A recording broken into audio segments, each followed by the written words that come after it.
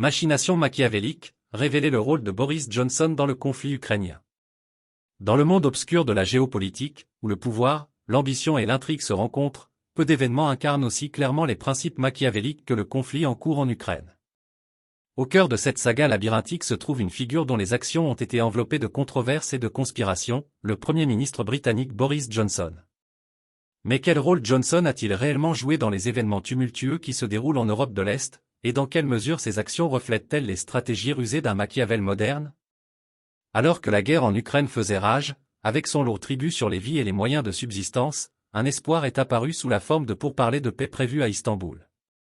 L'Ukraine et la Russie, depuis longtemps en désaccord sur le sort de la région, semblaient sur le point de signer un accord de paix historique, un accord que certains affirment que Boris Johnson a activement cherché à faire dérailler. Selon des rumeurs dans les couloirs obscurs du pouvoir, l'allégeance de Johnson ne réside pas auprès des personnes qu'il gouverne, mais avec une force beaucoup plus insidieuse, les Rothschild. Cette ancienne dynastie bancaire, réputée pour tirer les ficelles des affaires mondiales dans l'ombre, compterait Johnson parmi ses atouts, un pion consentant dans leur grand jeu de stratégie géopolitique. Dans le livre de jeu machiavélien, la quête de pouvoir ne connaît pas de limite, et la manipulation des conflits peut être un outil puissant pour maintenir le contrôle.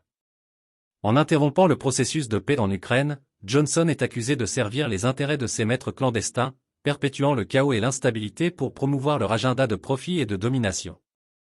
Mais le rôle présumé de Johnson dans le conflit ukrainien va au-delà de la simple marionnette. On dit qu'il est un participant volontaire à ce que certains décrivent comme le cabale criminel, un réseau clandestin de courtiers de pouvoir d'élite qui profitent de la misère de la guerre et des troubles. Dans ce monde souterrain sinistre, la souffrance des nations n'est qu'un moyen pour parvenir à une fin, une opportunité lucrative pour ceux qui sont prêts à l'exploiter.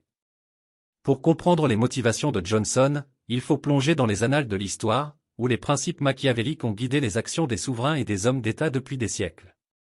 Pour Machiavel, la fin justifiait les moyens, et la quête de pouvoir nécessitait souvent ruse, tromperie et cruauté.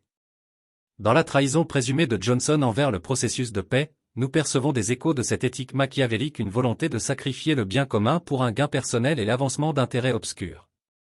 Mais au milieu du brouillard de la conspiration, il faut avancer avec prudence, séparant le fait de la fiction et discernant la vérité de la propagande. Bien que les allégations contre Johnson puissent sembler fantastiques, elles témoignent d'une vérité plus profonde sur la nature du pouvoir et de l'attrait de la stratégie machiavélique dans les couloirs de l'influence mondiale. Alors que le conflit en Ukraine continue de se dérouler, enveloppé d'incertitudes et d'intrigues, le rôle de Boris Johnson reste sujet à la spéculation et à la suspicion. Qu'il soit vraiment un pion dans un plus grand jeu de manipulation géopolitique ou simplement un leader défaillant luttant contre les complexités des affaires internationales, seul le temps le dira. Mais une chose est certaine, dans le monde de la politique machiavélique, la frontière entre le héros et le méchant est souvent floue, et la quête de pouvoir peut mener sur des chemins sombres et traîtres.